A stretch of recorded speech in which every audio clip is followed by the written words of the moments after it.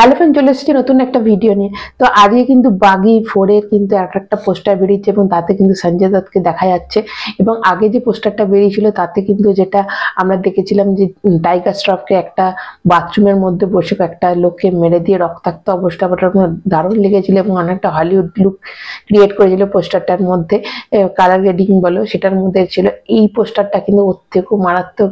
এখানেও এরকম একটা রক্তাক্ত এরকম ব্যাপার, দুটো পোস্টারই বিভৎস ধরনের এসেছে সিনেমাটা দেখার জন্য। এবং পরবর্তী এবার টিজার দেখার জন্য প্রচন্ড এক্সাইটেড লাগছে। দেখে পোস্টারটা দেখে যেটা মনে হলো কিন্তু দারুণ লাগছে দেখে।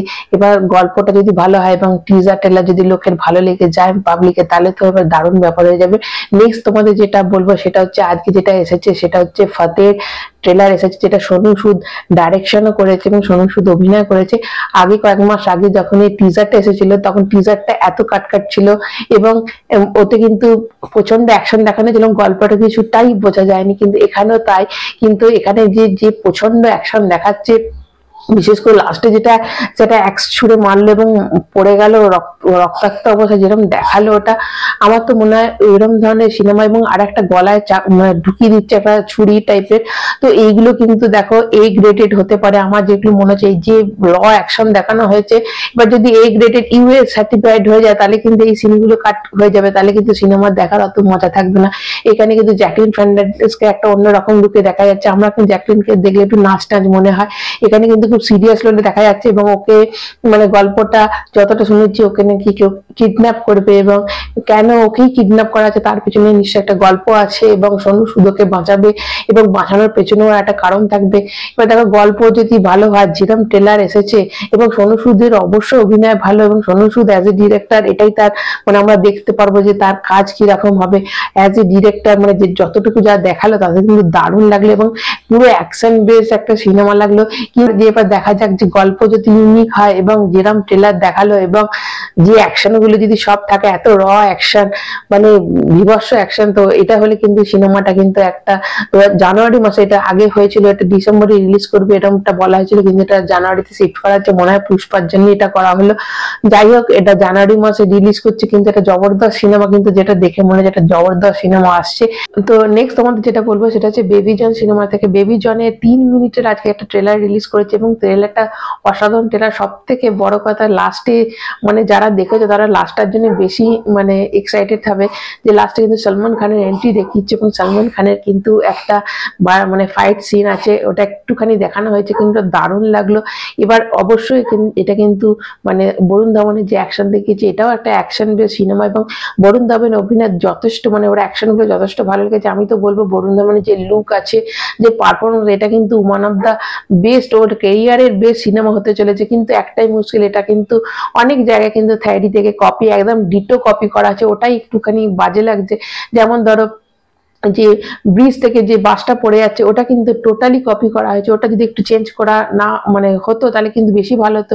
আর একটা হচ্ছে বাচ্চাটা স্কুলের সাথে টিচারের সাথে যে কানেকশন, ওটাও কিন্তু টোটালি একদম থ্যারি থেকে কপি করা হয়েছে। দেখো থ্যারি সিনেমাটা যারা বিজয় থালাপতির ফ্যান এবং থ্যারি সিনেমাটা যারা দেখেছো তারা কিন্তু অনেকেই কিন্তু এইগুলো দেখলি কিন্তু পুরনো বিজয় থালাপতির ডায়লগ, বিজয় থালাপতির সেই সিনেমাটার লুক, এইগুলো কিন্তু অনেকটাই তারা রিকল করবে না। তো এইখানেই এই জায়গাটাতে সিনেমাটা একটু মার খেয়ে যাচ্ছে, যে একটা সিনেমা রিমেক করা। এই সিনেমাটা হচ্ছে একটা থ্যারি সিনেমা রিমেক এবং যে থ্যারি সিনেমাটা কিন্তু লোকের এই কিছু সিনগুলো খুব চোখে লাগে, যেগুলো কিন্তু একদম ডিটো যেগুলো টুকে দেওয়া হয়েছে। কিন্তু মেকার্সরা বলেছে এখানে অনেক ইউনিক জিনিসও থাকবে, ইউনিক সিনও থাকবে এবং কিছু সত্য ঘটনাও থাকবে। যেমন ধরো রেপ কেস একটা দেখালো, ওটা কিন্তু হয়তো ওই সিনটা সত্য ঘটনা সত্য ঘটনার বেসিসে ওই সিনটা হয়তো থাকলো। কিন্তু আরেকটা তোমাদের বলি যে এখানে যে ভিলেনটা হয়েছে, অবশ্যই কিন্তু আমি জ্যাকি শ্রফের কথা বলবো। জ্যাকি শ্রফের কেরিয়ারও কিন্তু ওয়ান অফ দ্য বেস্ট এটা সিনেমা হবে। যে ভিলেনের লুকে জ্যাকি শ্রফকে কিন্তু কোনোদিন আমরা এরম লুকে দেখিনি, যেরম প্রেজেন্টেশন করা হয়েছে। এবং ভুললে চলবে না, এটা কিন্তু অ্যাটলি কুমারের সিনেমা এবং যদি এই সিনেমাটা কিন্তু ডাইরেক্ট অ্যাটলি কুমার করেনি, যদি সলমান খানের পার্টটা করেছে। কিন্তু সিনেমাটা যদি ধরো ফ্লপ করে কিন্তু অ্যাটলি কুমারের সিনেমা, যেহেতু অ্যাটলি কুমারকে কিন্তু এখন বলিউড সবাই চিনে গেছে। আগে কি হতো, দক্ষিণ ভারতের অনেক ডিরেক্টরকে কিন্তু চিনতো না আমাদের এখানকার, কিন্তু এখন কিন্তু আমরা খুব পরিচিত হয়ে গেছি দক্ষিণ ভারতের ভালো ভালো যারা ডিরেক্টর আছে। বেবি জনের কিন্তু সবই ভালো, যেমন এখানে কিন্তু অভিনবভাবে একটা জ্যাকি শ্রফকে আমরা দেখবো একটা ভিলেন হিসাবে, সেরকমই কিন্তু আমরা বরুণ ধাবনকেও দেখবো। ওর অ্যাকশন বলো, মানে যেরকম ভাবে নিজেকে প্রেজেন্টেশন করেছে দারুণ, এবং এখানে সালমান খানও আছে। তো সবই ভালো, কিন্তু একটাই যে সমস্যা, এটা হচ্ছে রিমেক সিনেমা, এবং এই সিনেমাটা কিন্তু এমন একটা সময় রিলিজ করেছে যখন কিন্তু পুষ্পার ঝড় থামেনি, মানে 25শে ডিসেম্বর। দেখো প্রেডিকশন করা হয়েছে যে আমাদের পুষ্পা 2 কিন্তু হিন্দি বেল্টে 700 কোটি টাকা মানে বক্স অফিস কালেকশন করবে, এবং এটা কিন্তু একদমই করবে। যখন বলা হয়েছে 700, আমি কিন্তু বলছি অনলি হিন্দি বেল্টের কথা। তো সেইখানে কিন্তু এরকম একটা রিমেক সিনেমা, যেখানে অনেকে মানে একবার পুষ্পা দেখার পরও বারবার সিনেমাটা যাচ্ছে, এবং পরপর ধরো আরো সিনেমা রিলিজ করবে, তো সবাই এই সিনেমাটা দেখার পর সেই সিনেমাগুলো দেখার জন্য ওয়েট করবে। তো এর মাঝে একটা রিমেক সিনেমা লোকে কেন দেখতে যাবে, এটা একটা প্রশ্ন। যে যদি এখনো মেকার্সরা যদি এই সিনেমার ডেটটা পাল্টে দেয়, পেছিয়ে দেয়, তাহলে কিন্তু অনেক বেটার হবে, এটা আমার মনে হয়। কেন দেখো, যদি ভুল হয় তাহলে অবশ্যই ভালো, কিন্তু যখন একটা এরকম একটা ঝড় উঠেছে, তখন কিন্তু আমার মনে হয় বুদ্ধিমানের কাজ হবে সিনেমাটাকে কিন্তু কিছুদিন পেছিয়ে দেওয়া।